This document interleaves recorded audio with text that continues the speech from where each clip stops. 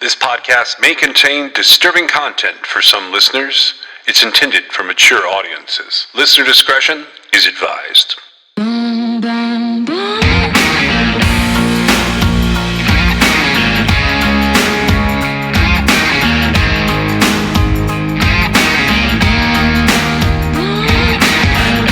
This is True Crime XS.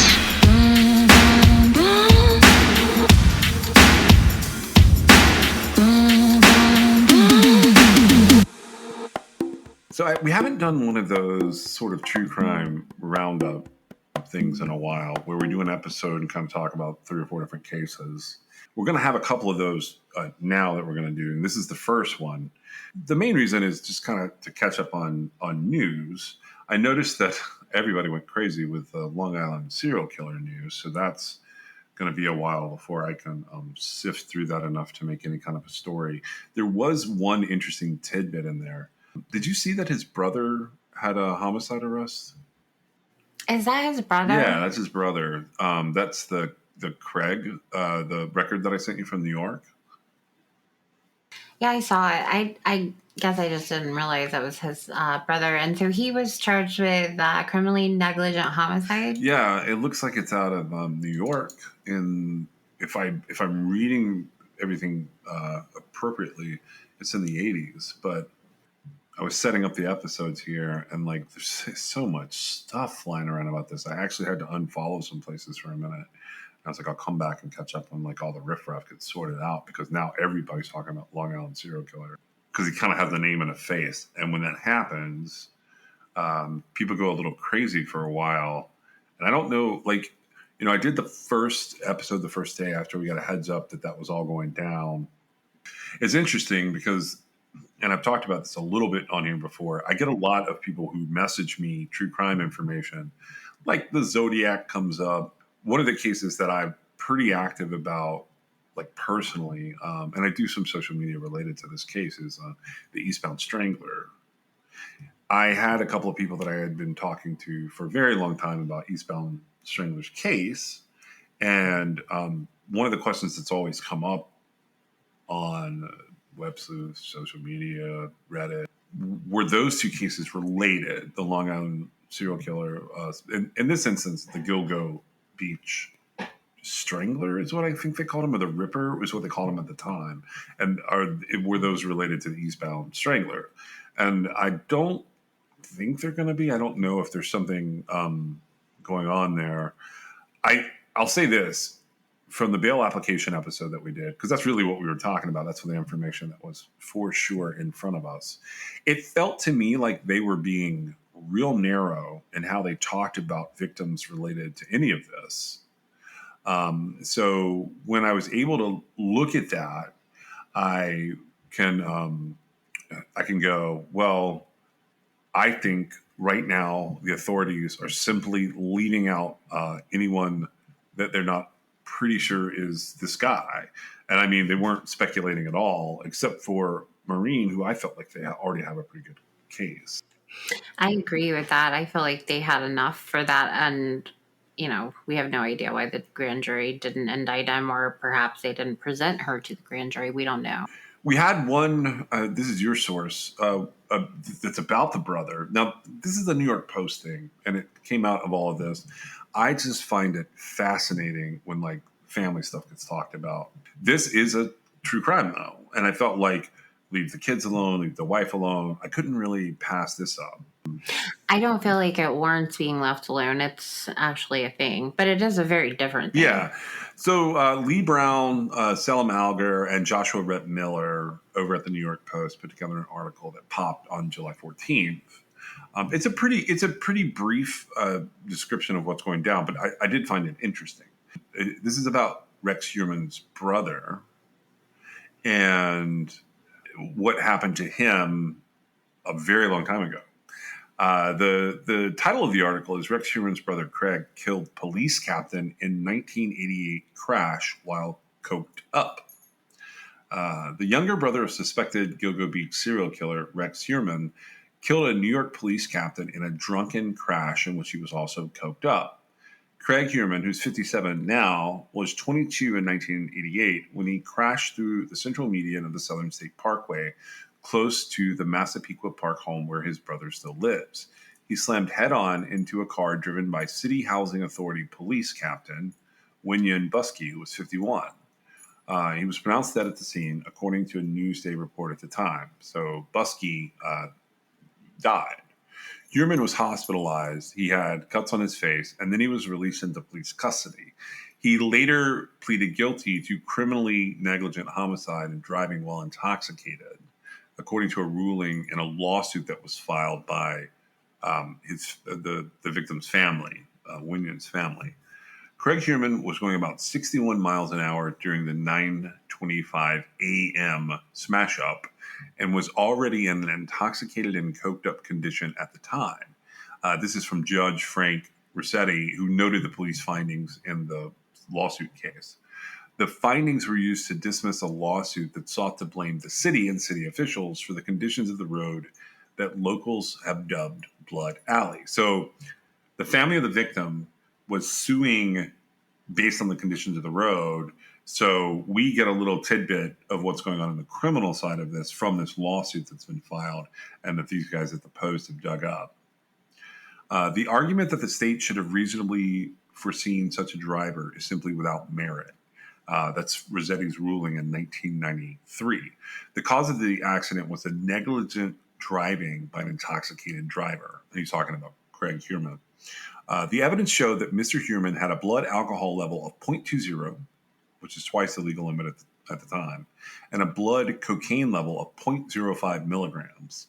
And the judge concluded, obviously, this was a man who should not have been driving. So Buskey was headed to an event at a local bowling alley in Howard Beach there in Queens with the people that he worked with. So after pleading guilty, Craig, he was 22 and he gets a 3-year prison sentence for criminally negligent homicide. But he gets paroled in August of 1990. And then he was out in time to be listed in a wedding announcement for Rex. But this is at his first marriage, and which it has been confirmed this guy's been married twice. So the Heuermann brothers grew up on First Avenue in the house that was in the background of all the live shots. And Heuermann bought that house from their mother in 1994. Craig Heuermann, he lives down, so Rex lives up there. He's the focus of this investigation. Craig lives down in the South Carolina. He lives down in South Carolina. And apparently there's also some, I think I would call it retirement property that Rex owns nearby, but he's been sort of off the radar with all of this stuff so far. I haven't seen a lot of comments or quotes from him. Have you? I haven't seen much of anything. Well, so that's going on, and obviously everybody's. I just wanted to share that because it's a completely different situation, right? Well, you shouldn't get coked up and go drive and run into somebody. It's definitely not, first degree murder, right? Right. It's not. It is, and it's definitely not that. I don't know. It's like some of those situations are more culpable than just manslaughter, but that's an old ruling with criminally negligent homicide. It's still not. Go ahead.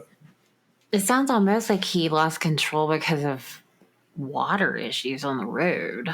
Which, I mean, if you're intoxicated, then I'm sure that gets exacerbated. But the bottom line is, it's not the same thing as the Gilgo Beach murders at all. Oh, not even close. And to draw that sort of parallel by putting it out there, I mean, it is a thing. It happened. He pled guilty and served his time, and now it's going to be a point being made for a little while, right? But just to clear it up, though, I do feel like the details are relevant. It's not like this is a family of serial killers. Right? Yeah, that's why I mentioned it that way. Suffolk County having they put a lot of effort into this. So I'm just crossing my fingers that this is going to go the way that it needs to go. Do you see any way that it wouldn't? No, not right now. The biggest thing I've noticed is people are really confused. I think, like based on the like how many bodies were found in that area and why he's only being charged with, the 3 and possibly one more. Have you noticed that? Yeah, I've noticed that's probably the second biggest thing. The first thing I've noticed is that in the paperwork coming out, there's a lot of discrepancies that don't match the original sort of timelines on these victims, but it's only by a day or two. And I think I figured out what that was. I think he was seeing and communicating with some of these women in the 72 hours ahead of time, particularly with like Amber's situation. Right. Well, yeah. And so I don't feel like any of that negates. No, it's just that's the thing that people are pointing to say it's possible proof of some kind of errors. I don't think there's errors in this. This looks like a tight investigation. Very much so. And it also looks like somebody possibly took the steaming pile of poo that they were left. And, they're all very respectful during the press conference about their predecessors. But, if we want to believe that technology advanced to the extent that it did, fine. But I feel like there were a lot of holes in this case that could have been patched up sooner. It doesn't bother me so much as long as we don't find out he's committed a whole bunch of other murders in the meantime, right? These victims did have to wait for justice, but it looks like they're headed that way, right? Yeah. One of the things about this case to me is I think some of those web searches that are sort of put into the bail application by the response, I think the idea was they were worried he was revving up for one last spree. Like he was wanting to figure out how he got away with it to begin with. I think there'll be potentially more murders. I think they will not be what people think they are. Right. And there's already been, which this doesn't seem like it was like a really big in the media, but maybe I just missed it. There's already been a conviction for 2 of the girls found. Yeah. I think getting into that would confuse people, but you're right. There have been convictions of other predators who just happen to be operating in the same areas. I am curious if any of that will turn on this. Like this case, I wonder if it'll change any of that or if everybody's okay with what happened there. Well, you mean as far as it possibly the wrong person was convicted or whatever? Yeah, I just mean how big a monster is this guy that we're looking at here with Rex Heuermann? Right. And I went back and I'm trying to sort of, because it's come this full circle, at least with the 3, possibly 4 Gilgo Beach victims.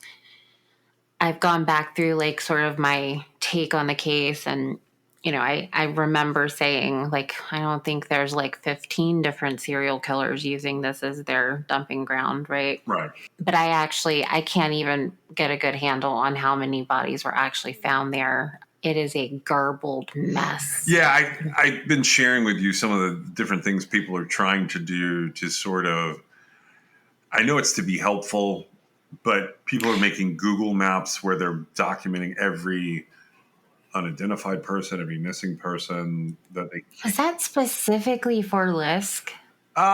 It was. I was so confused by that. Yeah, one of them was like a possibilities list for Lisk for Long Island serial killer. It's a very confounding situation to see all of the speculation going on, and I think the police were worried that this guy was revving up again and they grabbed him. And I think everything that is going to be official about this is going to focus on those 4 victims, the 3 is indicted for, and then Marine. And I think it's going to be that way for a while because that's what they have evidence to convict him on. And I hope that like more comes out of this. I'm not saying he did or didn't do things. Like if he's the eastbound strangler, the 4 bodies found there in Atlantic City, and there's evidence.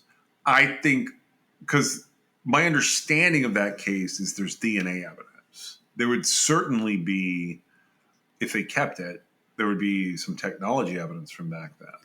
But my understanding is there's DNA evidence in that case. I don't know that the rest of what sort of gets lumped into the 10 to 22 victims that are considered to be related to the Long Island serial killer are necessarily going to have the type of evidence that these 3 cases seem to have. And that's where I get confused because I'm like, where are these 22 victims at?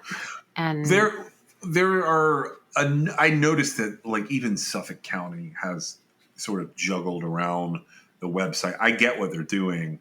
I'll be honest. This whole thing feels like when they launched that website and we were talking about different things to do with the Long Island serial killer, I feel like they were setting this guy up to engage them. And I mean, like even this morning, I saw someone that had an interesting idea. I was skimming news on him and it sent me back to a Reddit post. The Reddit post was removed by the time I got there, but they were basically talking about someone had a call-in tip recorded. I guess it was aired with some piece of like documentary footage about, the hunt for the Long Island serial killer type thing.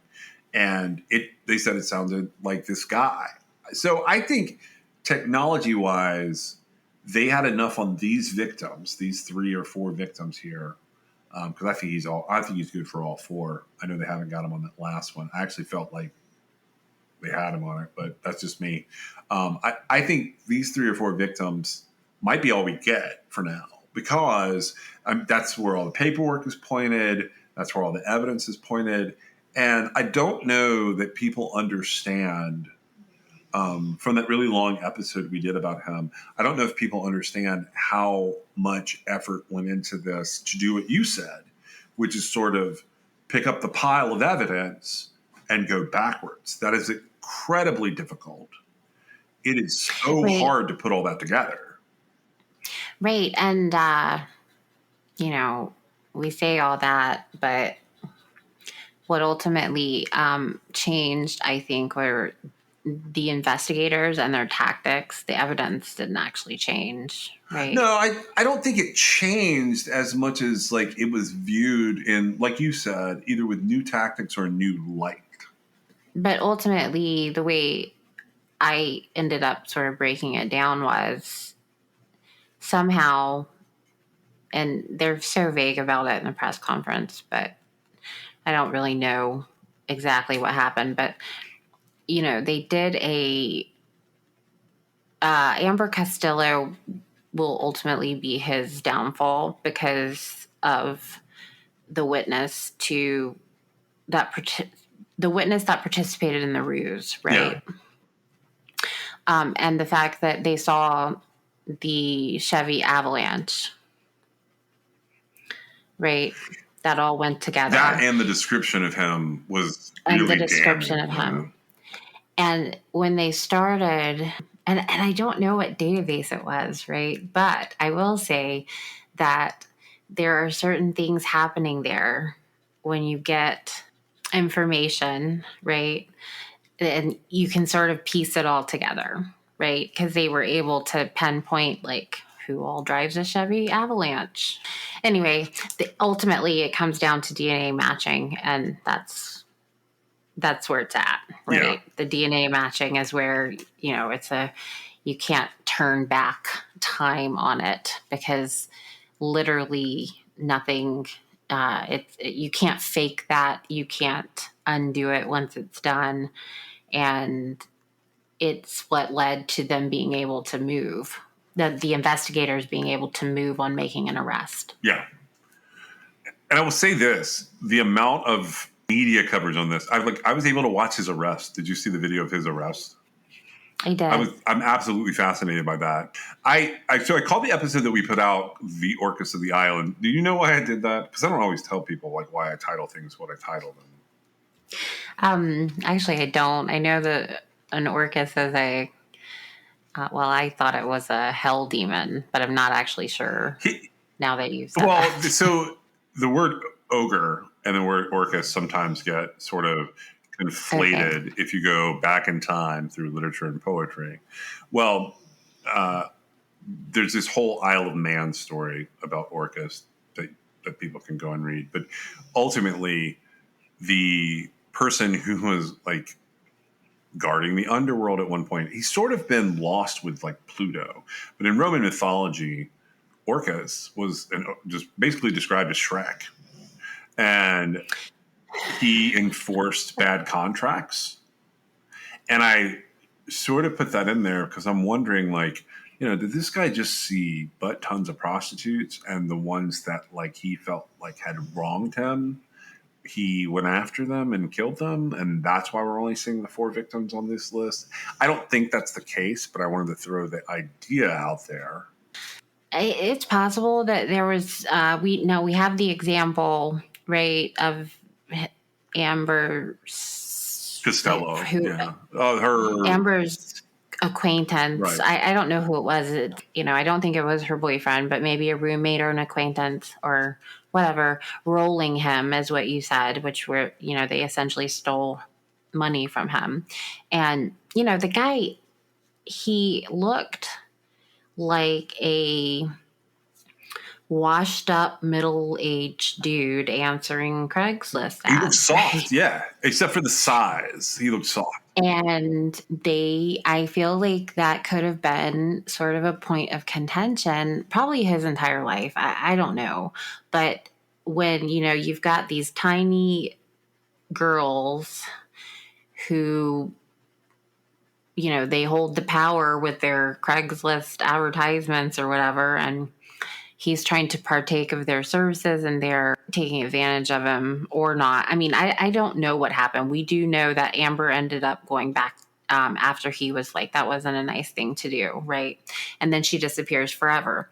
And, it makes you wonder, like, was it something like that? Because honestly, I can imagine, a young 20-ish girl who is advertising Craigslist not being afraid of this guy and not taking him very seriously, not to mention not being very interested in him physically, even if he's going to pay them. Yeah. And so that could really rub somebody the wrong way, right? I don't actually know I don't know if guys are like, is it super offensive if like even the sex worker isn't interested in, being with you? I no idea. That sounds like if you had that kind of esteem problem and you focused on those kind of things, that would certainly be a really trigger. Angry. Yeah, to make you angry. And so I do think that the girls probably had no idea that how much danger they were in. And I won't be surprised if we find out like a whole lot more. I'm not saying murders, but like I won't be surprised if like he's been entertaining sex workers and whatever this entire time. It's possible he hasn't killed any of them, because I do think it would have scared him when they were found. Yeah, it should have terrified him. I've seen lots of things I've seen where he's been so upset and talking about how police ignored leads, possibly, pretend leads that he called in. Oh my. And that he's like distraught and destroyed from being arrested. And, that's exactly what needs to happen to a guy who has done this. And it is possible, given just sort of the little bit of information we have about him, it's possible that like he didn't set out to do this, that things happened to him and he, was so down on himself that he ended up killing these girls. It doesn't make it okay, right? And it still warrants him being absolutely destroyed in jail by this arrest. But I it's really hard to garner sympathy for somebody like that. I really think his defense attorney should just have no comment, as opposed to trying to, in any way, shape, or form, make this defendant look like a victim of anything. Yeah, I don't even know how you tried this case at this point. That's actually what I was going to bring up with you was, there's actually an LISK podcast out there. Unraveled had, I think, the first season or maybe the second season was about, where you can listen to a lot of the people involved in like Shannon's case, which is not linked to this, but they look at it from a perspective of, is it all together? Is it separate? Like you can hear like a lot of different interviews with family members and you can hear a lot of perspective. Those podcasts aren't super useful. They're highly entertaining. They're not like investigative materials necessarily, but it is available. Because of that, because of everybody else jumping on this bandwagon, I don't know that we'll cover this a whole lot unless something crazy happens. This will probably be one of those that sort of fades and like we comment on something relevant to the trial or the outcome. But I don't know, or if he like got charged with a bunch more murders, I might come back to it. Did you have the same feeling about him? Well, right. I was weighing it out because while I was waiting in the room for like the press conference on Friday, at first, there was only like 100 people in there. I don't know if you noticed. Yeah. And I was curious. It's like, so I know that it has been in mainstream media. I thought that was a very low number of people to be waiting on the press conference because it was just in like maybe 3 minutes or something like that. But I think the number did get on up. I thought that was weird. And then I was like, well, like, how much is it really in mainstream media? But, if you put the search in, you will most certainly find lots of mostly useless information. Yeah, there's a lot of like Web Sleuths and Reddit has multiple places where people talk about him. So it's not like you could definitely get your fill of him. And honestly, I could talk about him for days, but it's not going to be very useful to an audience for me to talk about him because I'm going to be sifting through facts and sort of like making a judgment call on like garbage or not garbage is not necessarily the most entertaining or fun activity. It's something that people do to get good sources. Well, right. And so, I mean, I would be happy to hit the highlights if something interesting comes up. But yeah, for the most part, I'm staunchly convinced. Now, I don't live in New York. I'm not going to sit on the jury. Doesn't matter. But if they can back up what they've said in just the, one document we were able to get the response to the bail application, I would be pretty convinced. Yeah, if they're backing that up, this is pretty much over, at least for these 3 victims and potentially a 4th victim. But I wanted to sort of shift you from that Suffolk County to a different Suffolk County for a minute. I don't know if you've been following this.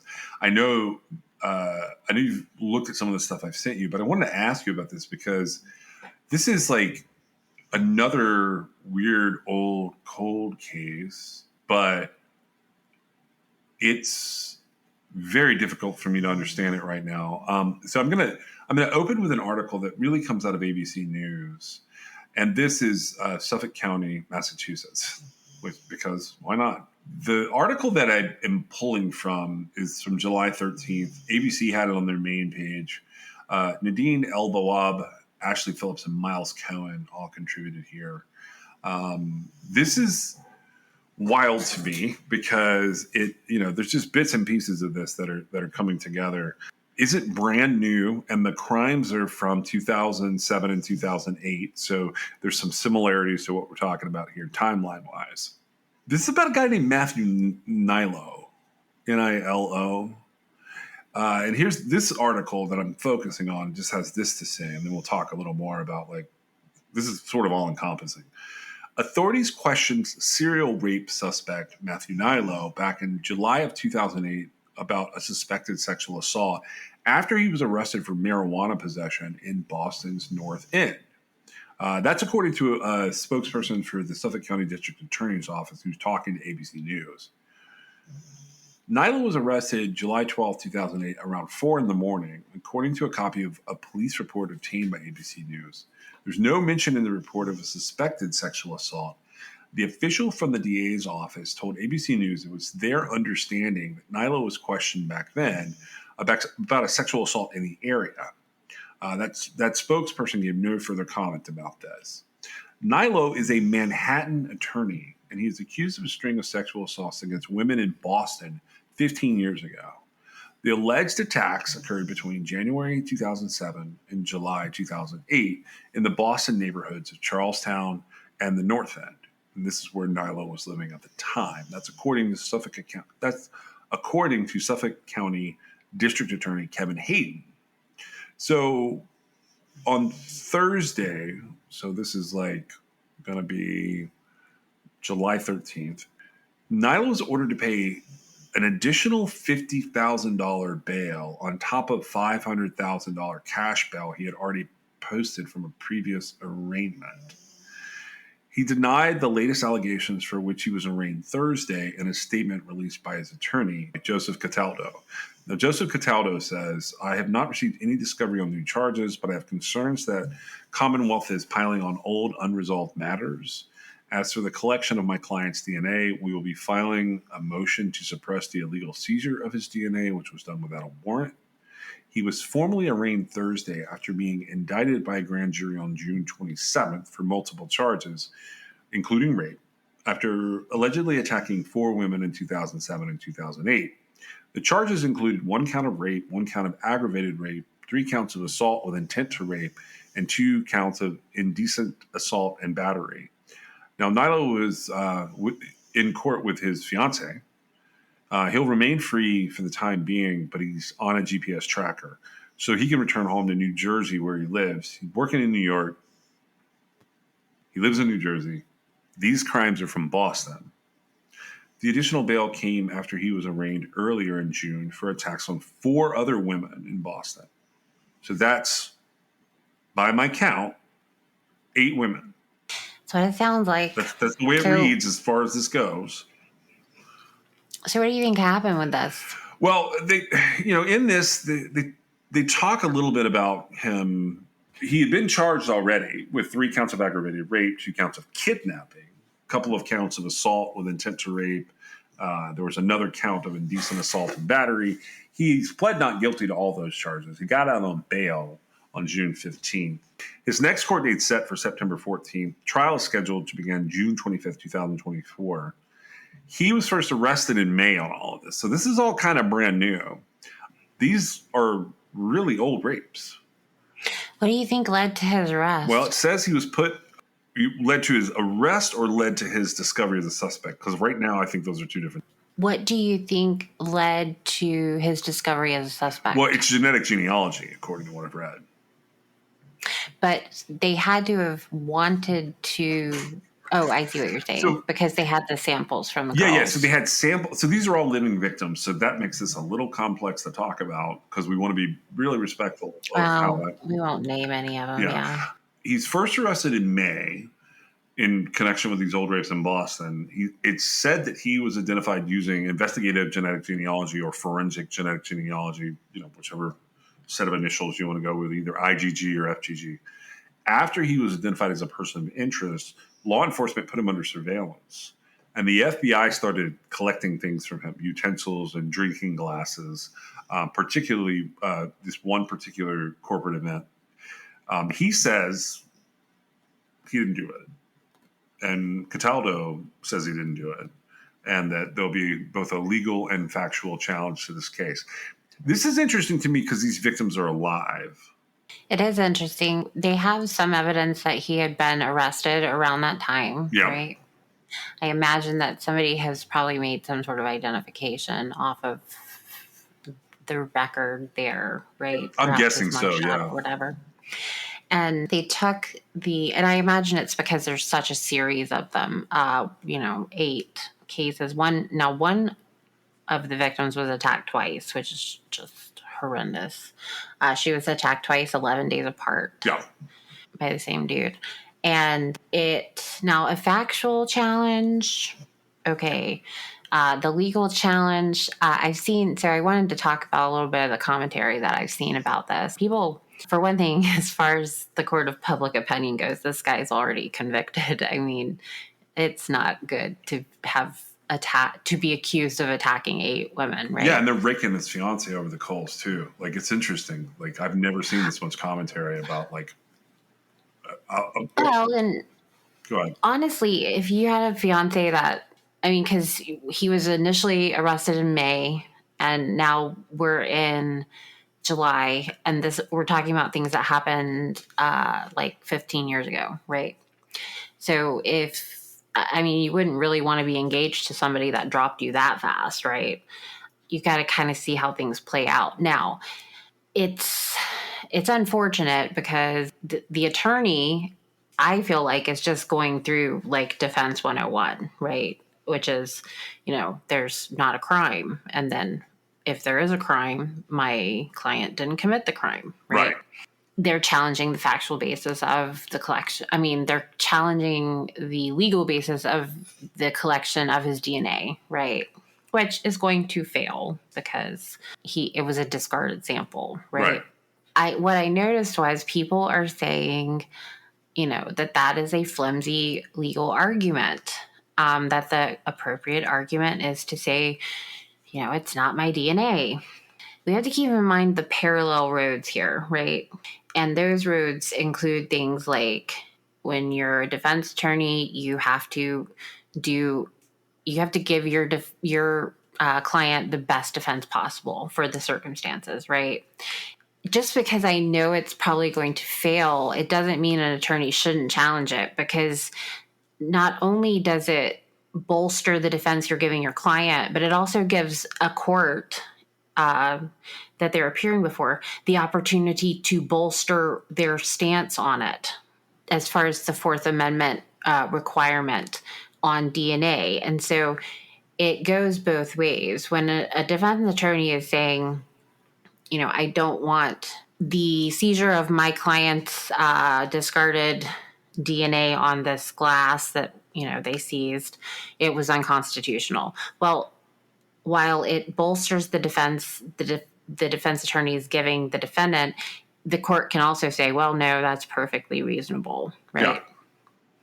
And so going forward, I see a lot of the banter that people are having, and it makes you question things, because this guy has to be convicted, right? He has only been charged. I hate that he has bail at all, but that was the judge's call, and I'm sure they're going off of something.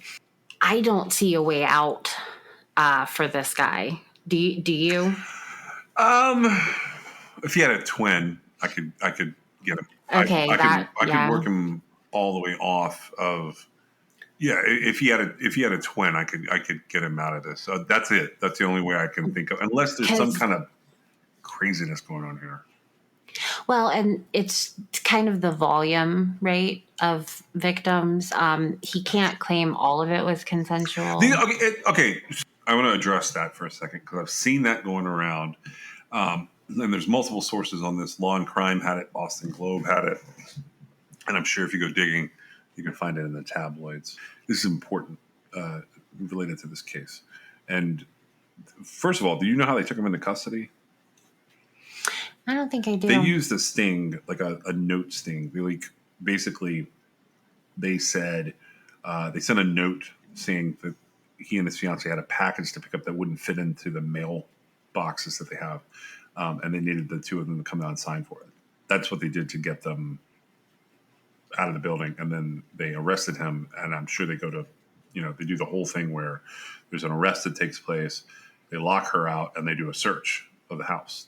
So there's that, which typically means they're looking for someone violent when they do that. Just like that's pretty, like it can be kind of standard police work, but in this instance, it's because they believe he's violent. So what he's accused of doing, he was picking up women in his car and he was taking them to particular streets. And like these are kind of divided by neighborhood. The first round takes place in Charlestown and the other ones are taking place in North End.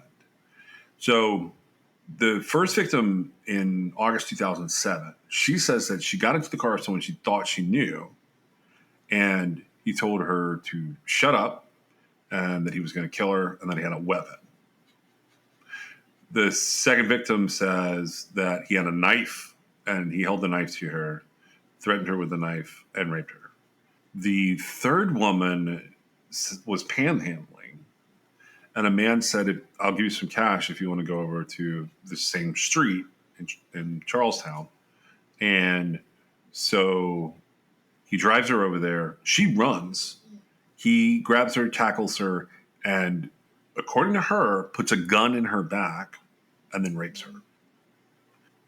A year later, a fourth victim said that she was on a jog and that she was basically tackled and sexually assaulted, but she was able to get away. She said that the man said he had a gun. She screamed and she did all the self-defense things. She was poking him in the soft spots and tried to get him in the eyes. That's the first four. Okay, my point is those are violent sexual assaults. These are not date rapes. These are not he said, she said.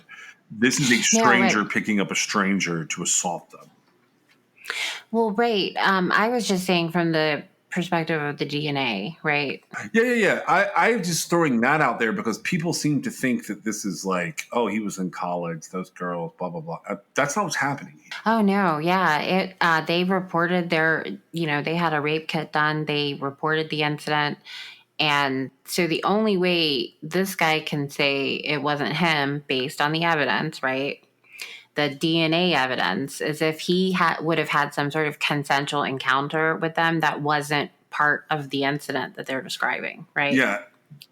And I know we don't talk about victims. I just want to say there's a range of victims and types going on here that do not fit the ability to do that.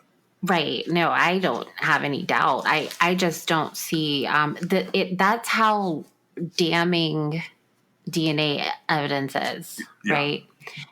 This guy, which I'm not really sure because 07 and 08, he probably should have known what was going on. And this guy's an attorney. He works you said in Manhattan? Yeah, he's a Manhattan attorney. Okay. And so, so he was only 20 years old back then, I think, right? About 20-ish? 35 now, so yeah. About 20-ish. And so, so the cloud of obliviousness that some of the perpetrators from, the 80s into the 90s experienced as far as not realizing they were leaving their DNA or leaving anything behind that was going to take them down in 20 years or whatever. I don't see how he could have possibly been oblivious to it, but nevertheless, it seems like he's just in denial, maybe. I don't know. It wouldn't really be the system if somebody like this just, went in and said, yeah, I did it, and you've got all this evidence against me, so I'm just going to plead guilty, right? Right. I mean, that just, somebody that's done something like that. Now, what do you think if all the attacks happened in 07 and 08, and let's say that he has never done anything again, I feel like that's going to be a very rare situation.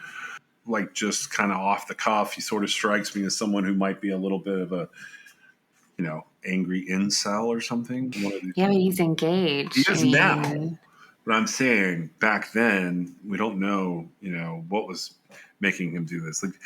This level of violence is, I don't know that people doing this level of violence stop. And it's interesting. So these attacks can vary in time. And I mean that from the perspective of the duration of the attack. So we have a couple things at play here. One is what's been described are pretty quick attacks, like sort of hidden blitz and run attacks. They take place in August. Honestly, they looked like they took place on school breaks after that. There was one that was November 22nd, 2007. And I was I think that's going to be Thanksgiving. August 5th, 2008, August 18th, 2007. That's going to be right before you go to school. December 23rd, 2008 was the jogger, I believe. So that's going to be the day before Christmas Eve. These are pretty devastating for these people. But you've got another thing at play here. Most of these type of attacks don't get reported. If he's in a situation where he's doing these attacks when he has a break or a downtime, I don't know that he's gonna necessarily stop. Is it really true that most of those attacks don't get reported? Yeah, a lot of these attacks do not get reported. Overall, most sexual assaults don't get reported at all. Well, It's a very I would have to pull up the number. So a lot of times when they're talking about sexual assaults being reported, it sounds like they're saying, oh, but the ones that happen between boyfriend, girlfriends, or whatever, like they don't get reported. But that's not true. Like I would say it's a very high percentage. And I'm sure like if you go to like RAIN or one of those websites talking about reporting, it's probably higher now that they're reported. The bottom line is the number has always been known to be askew. Sure. And I've heard that before. I guess I just felt like this is the exact kind that like you would report, but maybe not. I don't know a whole lot about the statistics on that, but I would say that anybody that's doing a blitz attack, a quick blitz attack on somebody who's on a female that's walking alone or whatever the circumstances were, like that's someone who doesn't want to get caught. Right? Absolutely. Well, so, okay, let me clarify two words for a second. I hate being that guy, but he's not charged with rape in every instance. Right. It's aggravated rape. And so some of these are indecent assault and battery. With the intent to rape. So, okay. It's all the same to me, though. Success or completion of whatever he is trying to do would be some type of rape. Let's not call it success. We'll just call it completion. Establishing what he set out to do here or what his impulse did or whatever, these assaults would end in rape, I believe. Like that's... Oh, yeah, because otherwise, why is he doing it? So the reason I say some of these assaults, to me on paper and with the evidence that they've collected, they indicate that maybe it wasn't while it's still traumatic, how do I phrase this correctly? It wasn't a rape for whatever reason. There's a number. Yeah, but he still had his hands on them and was trying to do something. Correct. And that's what I'm describing as not being reported. Okay, well, I mean, I can buy that because I don't know that I would report something like that. But now that I know that it could have like this huge impact on other people, right? That might be different. But I could see where you don't want to deal with something like that. Yeah, like a high percentage of rape and sexual assault takes place between people who know each other or related or in a relationship, whatever. But these, I say it the way that I say it because I want people to understand that, there's probably more than 8. Right. I don't know. I find this guy, and he's an interesting defendant. The only thing that brought everything to light was the DNA evidence, and then they were able to corroborate other situations, like when he was living near where the assaults were taking place, at least around the time, right? Whether it was home from college or whatever, but they're able to corroborate this evidence. That, to me, those are the most solid cases. Because it's nobody's presumption about anything. They literally, the only reason they know who this guy is because they trace the evidence. Evidence led them to him. Yeah. And, yes, it has to run the gamut of, going through the system.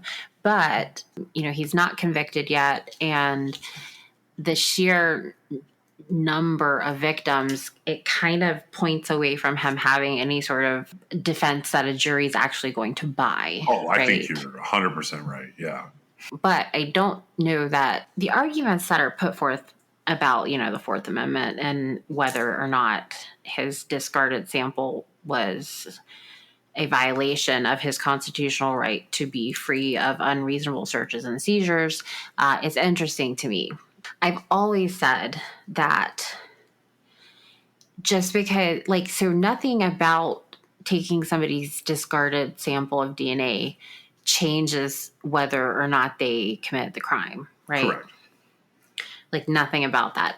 You only really have privacy in your own home. You don't have any sort of expectation that anything you use and discard in public couldn't possibly be used against you, right?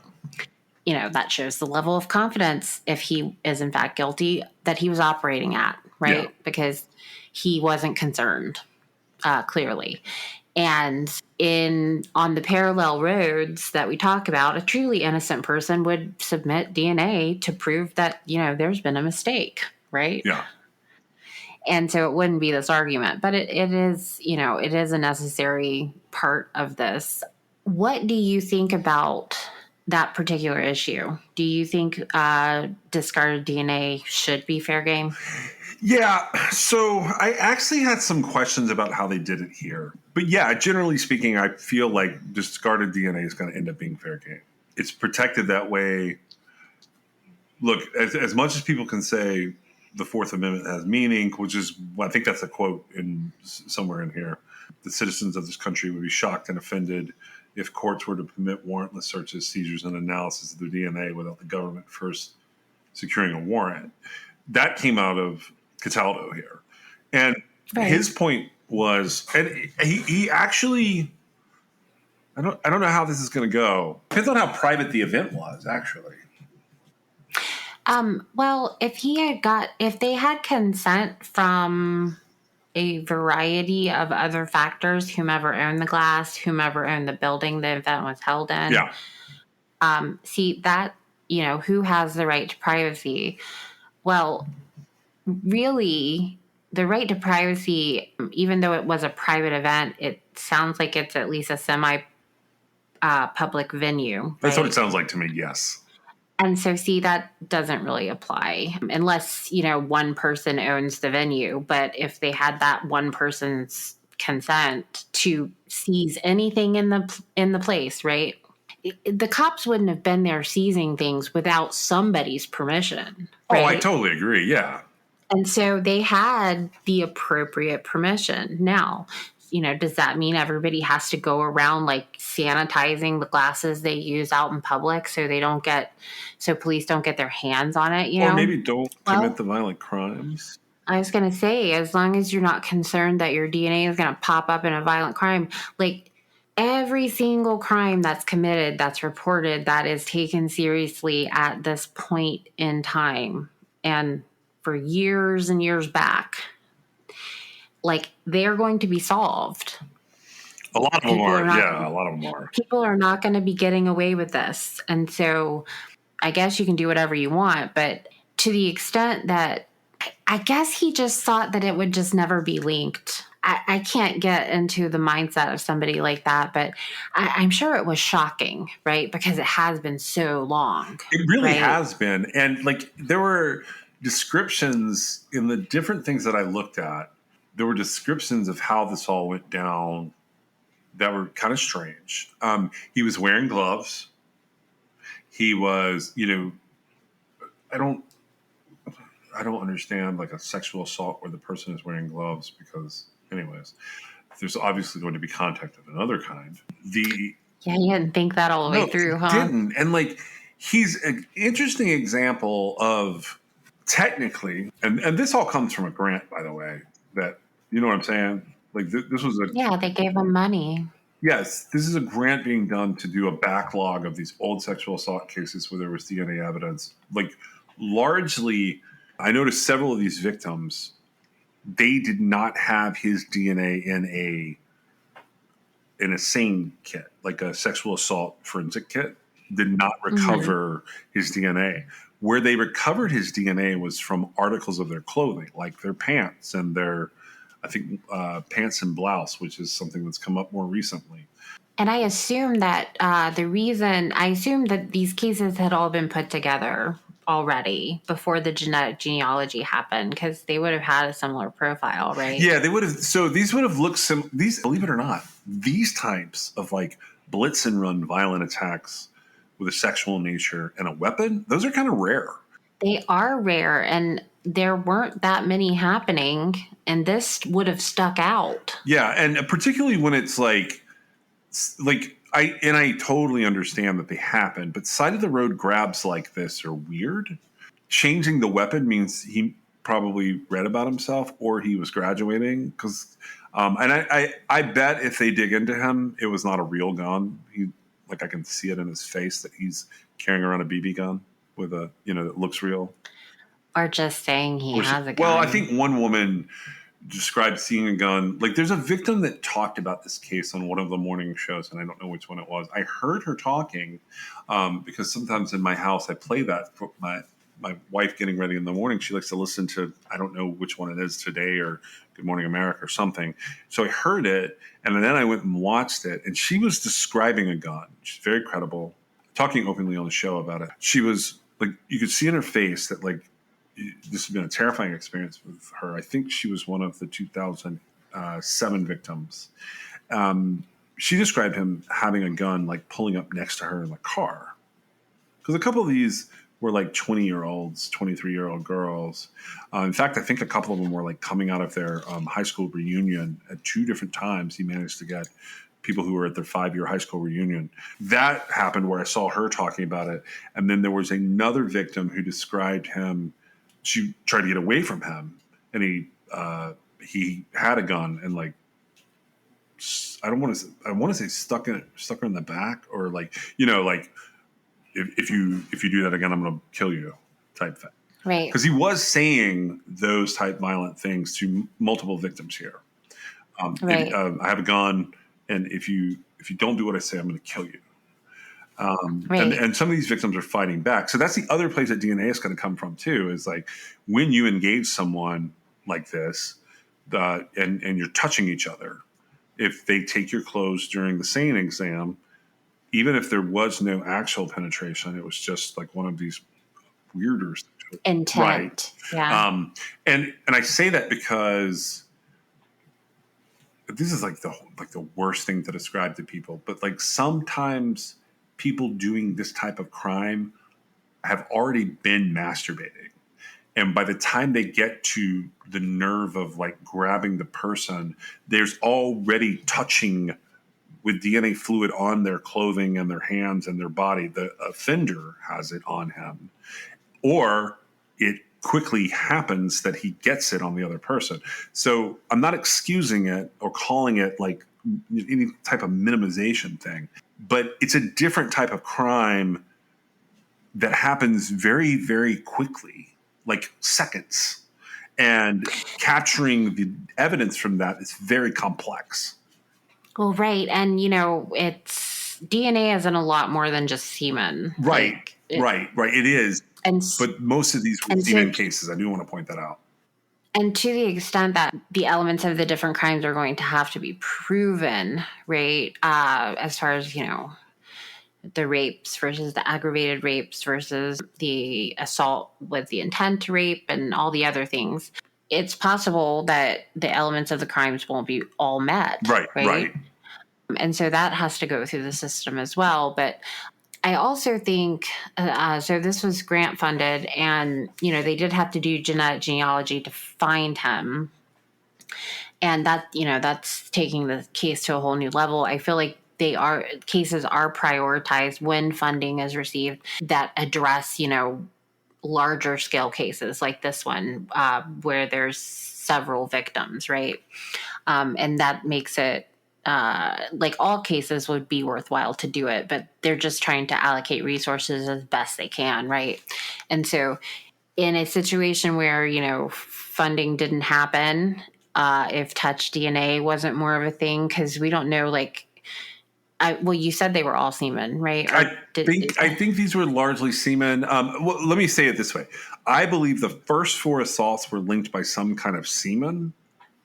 And then the other 4 assaults that occur in the different location, that might not be the case. It could be that there's touch DNA or something else involved. Okay. Well, either way, the women made a report at the time it occurred. And had right? a sexual assault exam, yes. Right. And so, they have gone a long time without knowing who it was. And, in that period of time, they are less likely to have made something up that they reported so long ago. There's nothing you can do once you've gone in and you've had the evidence collected, right? They didn't do anything to change anything in the meantime.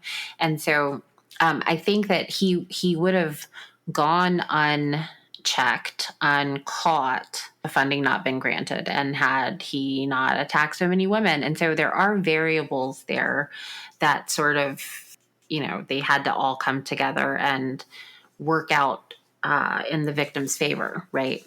But I think that these are, and I don't really want to say like my favorite cases because they're not my favorite. Like, there's nothing good about them. I just really like it when some unsuspecting perpetrator gets taken down. If that ends up being the case here, that'll be great. Yeah, I don't think so. With the Long Island guy, the serial killer, I think he was paranoid. That's one of the reasons he was searching and doing what he did to figure out how he got away with it. He might have been arrogant enough that he wasn't that paranoid. I think he was really surprised. I think he couldn't figure out how he'd gotten away with it. Yeah, he wanted to keep getting away with it if possible. That's what I suspect. Well, and I have to say, I think it was lousy investigations. Tactics. Yeah, I think there's a lot going on there. This guy, so, all right. CSI started in 2002, like the show. Mm-hmm. And that was sort of like, they even call it the CSI effect with these police procedurals all around that time. They would have been showing the world a multitude of different things. And I think there was a level of awareness that came with those shows where people now knew what could happen. Unfortunately, it also brought about like very high expectations. It did. Yeah, that's the main part of the CSI effect. Well, but so I wanted to ask you like two things here. What do you think of this guy's timeline in terms of doing this in 07, 08? And then, so that puts him at 20, is that right? Mm-hmm. So he's 20 years old doing this. So he's like a literal college student. What did you think of like that's sort of interesting to me that he's doing this. But do you think that means it was uncontrollable for him? No, I don't believe that anything is ever uncontrollable for somebody as far as the sexual assault goes. Now, it's possible that they need to reconcile what their thought on control is, right? Yeah. But people who say that they commit sexual assault and they're out of control, like, that's ridiculous. Because you can want to do lots of stuff that you don't do because, you can't do it. You can't, anytime you're attacking another person, there's a choice that's being made, right? I'm not ever going to buy the fact that people can't control things. I feel like steps sometimes have to be taken to help control things, but everybody has to be aware of their limitations and act accordingly. So I do think that he had control of himself. I think it could have been a thrill type thing. And the simple fact that, he went different times, different places, I mean, that's an element of control, right? Yeah. Keeping your body like just sitting at your parents' house as opposed to whatever he was doing to go chase people running or whatever. I mean, that's an element of control, right? Yeah. I think that, and it's so sad because at 20, he's a guy, and at 20 years old, he should have been at the peak of like, dating and like hooking up, like consensual hookups, right? and all this other stuff. So it makes it really odd to me. I don't know. Are there a lot of younger rapists? I can't give you like good answers on the age of people who are doing things like this. This is actually sort of unusual for a number of reasons.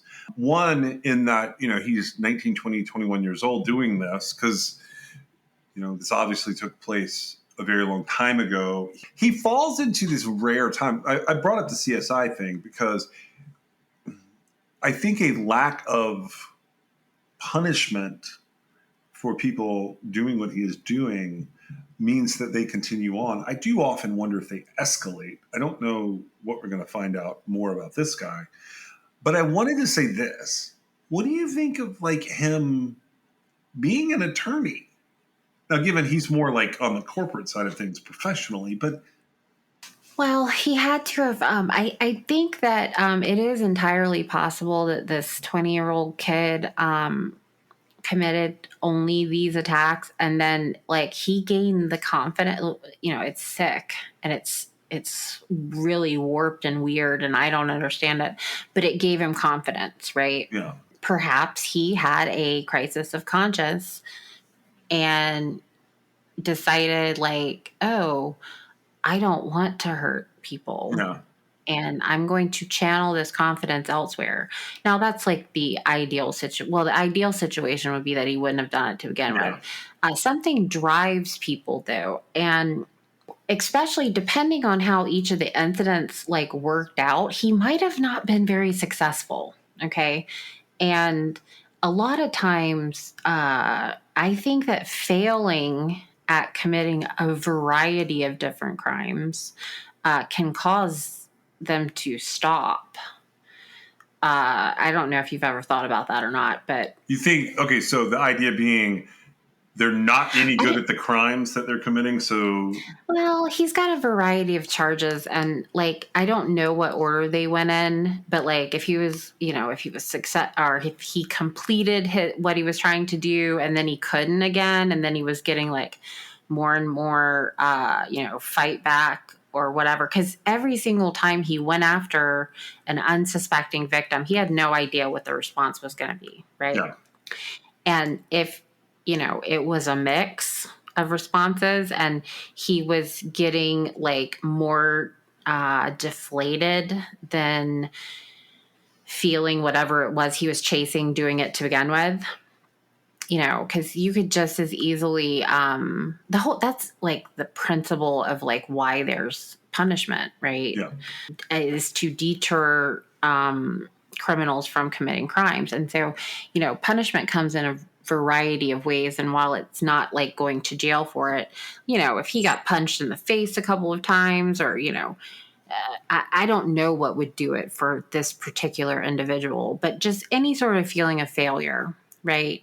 That's going to make him like not so inclined. Now, sometimes failing is inspirational, right? And they use it to go even further. So they're not just like a sexual assault predator, they become a murderer, right? Yeah. And so there's a variety of things that could have happened. I am pretty sure now, okay, so missing people, we have a gigantic national database on that. Murdered people, there's not a actual database, but like you can get information about it. Sexual assaults are one of the most heinous and violent crimes that there's not a whole lot of information for just people trying to research it, right? Yeah. It's a really hard thing to kind of follow. And because, you do want to protect, especially sexual assault victims that survived, you want to protect their identity and their privacy. But how many more victims does this guy have? Well, I would say that, they really, I'm sure they are. They need to look very carefully at sort of how his life went. It seems like he's been in several different places.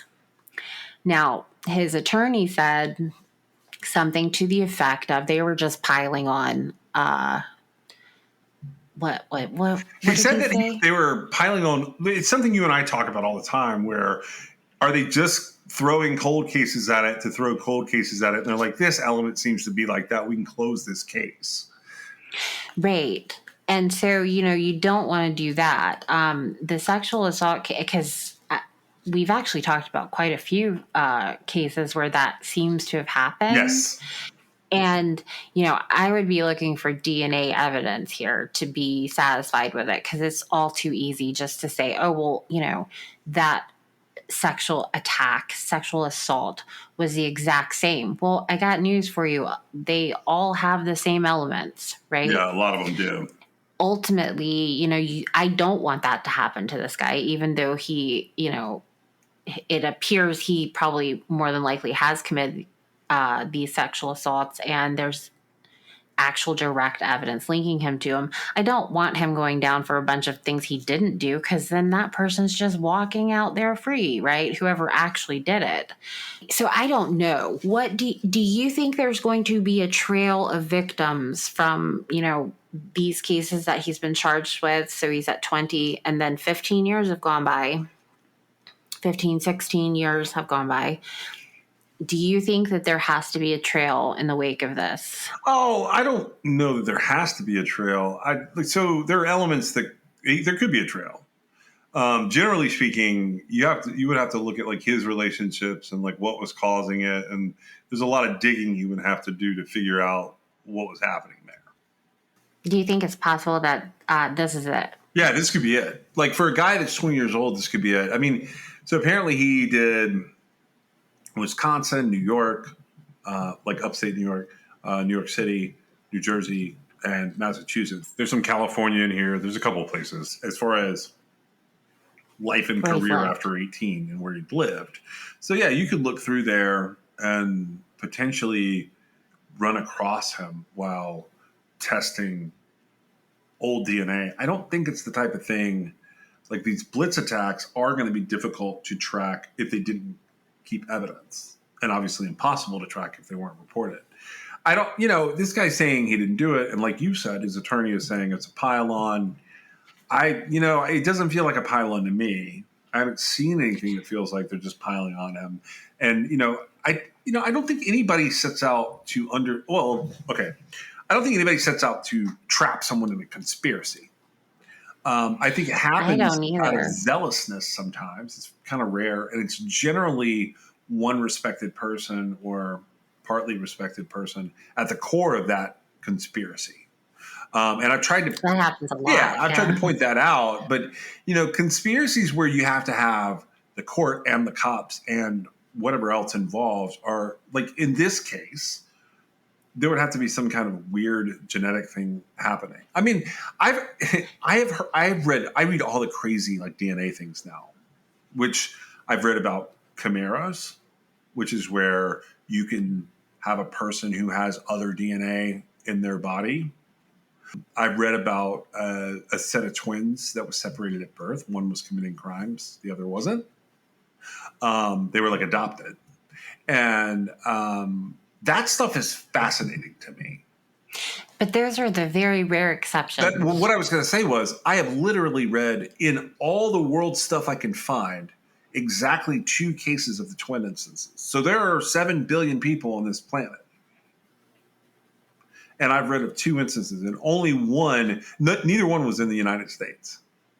So Well, and so, like I said, DNA it's pretty conclusive. I'm not saying that nothing will ever happen to change my opinion about that, but I highly doubt it. And, once we kind of got over the hump where there was some ethical issues in the DNA labs early on, and I think it was in the 2000s, I'm not really sure.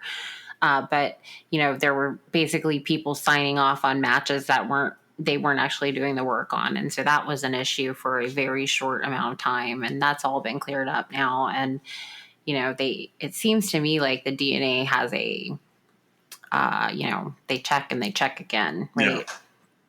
On these big cases where there's somebody's freedom at stake.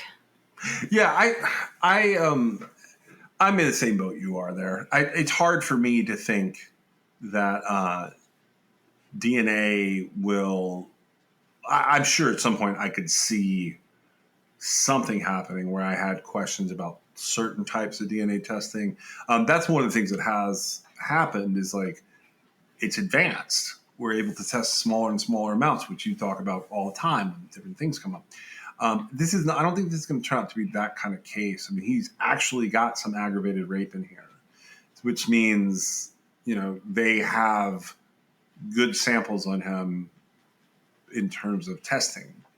And now they've been able to Right. And make the right comparison. this isn't just one case, right? That's the other thing. Yeah. When it becomes 8 different victims, and it's kind of like, well, I mean, how did he get, how did all of that happen like that? It just doesn't work. And, it basically, there is nothing to say except I'm screwed, which actually would be for this guy and, for the Gilgo Beach murderer, right? They both are screwed. Yeah. Whoa. That guy's different though. Like that's the other thing that, like, I don't know if people understand how different and how the same these type crimes are. I hate to put this guy, like, I am pretty sure that a serial rapist of this magnitude would be eligible for life in prison, right? Yes. Oh yeah. I'm like, I didn't look at Massachusetts statutes or anything. I just imagined, like, first I was like, oh, that could be like one sentence. But then I thought about it. I thought it could be one concurrent sentence. But when I thought about it, I was like, they could boxcar it and make it life in prison. But I'm pretty sure in a lot of places, this type of criminal, even though the victims are living, is regarded in the same way that serial homicides are. They're predators who are taking advantage of vulnerable people. So the court, recognizing that homicides, could be eligible for the death penalty and life without parole, I'm pretty sure they don't treat this type of serial sexual assault that differently.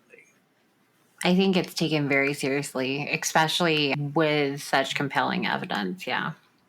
Well, that's all I got on this guy for now. We have one more episode coming up of some sort of mishmash cases like this. Did you have anything else on him? No, I'm interested to see what ends up happening. I think he'll come back up. I don't think Long Island Serial Killer will come back up for a while because of how long. I think that stuff's going to take a while now. And honestly, I don't know that that's going to have the ending that we expect, because that guy, he looks like he might not make it. The sheriff at the press conference, I can't remember which one. I think it's Suffolk County, but he's the one housing the defendant, I guess, pretrial, and he was saying, he actually alluded to the fact that they were aware of possibilities of him not being brought to justice, and that they were taking precautionary steps to make sure that he, was properly brought to justice. Did you notice that? Yeah, I noticed that, and I wondered, like, there's a variety of things that could go around that. Suicide watch versus like inmates jumping in. Specifically looked at him, I thought he was going to have a heart attack. He may, and that's something they can't do anything about, right? Yeah. I think he'll just maintain his innocence, and he'll just be the victim. Just be the sad sack, yeah. Not the case. He is a sad sack, right? And it's depicted in the heinous, awful crimes that he committed. He's a terrifying person, but he's also a sad sack.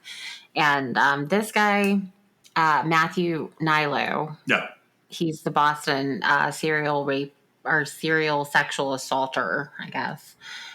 He would be well served to plead guilty and throw himself on the mercy of the court.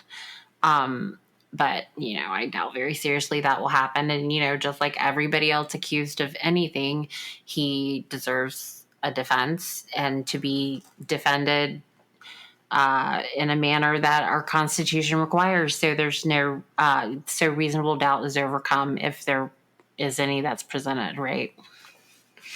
Yeah, it would take a long journey for me to think anything. Like there would have to be something really anomalous going on with this case for me to go, oh, that guy's I can't think of a single situation where that gets that where that happens. I'm not saying that there's not one. I'm just saying, like, in the make believe scenarios I've thought of, I can't think of anything that would be like, oh, well, wait, they were wrong, right? Yeah, this is going to be an interesting one. Thank you so much for joining us today. We'll see you next time.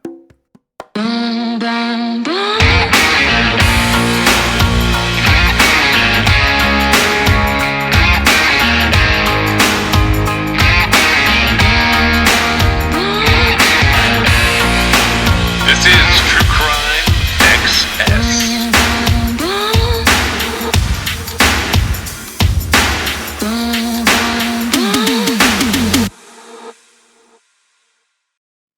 She bad, she know, she nasty on the low. She looking in the mirror, she drop it on the floor. She bust it wide open, when a nigga make it yo. Queen, you queen, shawty, you deserve the throne. I got too much on my mind for that. I might take my time for this. Baby, you too fine for that. Let me build your confidence. Girl, you so divine with that. I know you read signs and shit, so you wasn't surprised when I snatched you from your mom and them. I'm fond of them. Wide hip, thin waist, face good. Open up them legs and lick them pages. That's my Facebook. I like the way she looks at me.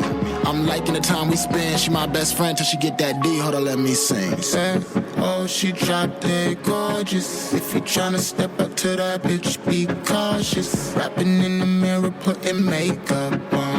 Now you got an anthem, baby. This your song. Tell him. Yeah, she drop dead gorgeous. Oh, she drop dead gorgeous. Yeah, she drop dead gorgeous. Rapping in the mirror, putting makeup on. Got your lips poppin' and your click poppin' and your shit's poppin', baby, show stoppin'. Yeah. Just got that Fashion Nova package and I like it, but I snatch it off and throw you on the mattress. Now that's messed up, cause we messed up the whole room, but you know how I do. Man, what you expect from the way that you give me that back like I owe you? Goddamn, baby, I owe you. Come here, mama, I hold you. Man, off that plane, I get off that gram, cause I only wanna follow you. Got me on the moon like Apollo 2. Good smoke, got a power roll through. See my Mona Lisa fly, got a piece of the pie, Malibu, no boo. Earnhardt, no, it ain't no boo. They like, she fire, I be like, no shit. Homegirls tryna keep us apart. They just mad they ain't getting no dick. Hey, oh, she drop dead gorgeous. If you tryna step up to that bitch, be cautious. Rapping in the mirror, putting makeup on. Now you got an anthem, baby, this your song. Tell him. Yeah, she drop dead gorgeous. Oh, she drop dead gorgeous. Yeah, she drop dead gorgeous. Rapping in the mirror, putting makeup on. She bad, she know, she nasty on the low. Yeah, she looking in the mirror while she drop it on the floor. Yeah, she bust it wide open when a nigga make it home. Yeah, queen, you a queen, shawty, you deserve the throne. Yeah, she bad, she know, she nasty on the low. She looking in the mirror while she drop it on the floor. She bust it wide open when a nigga make it home. Queen, you a queen, shawty, you deserve the throne. Yeah.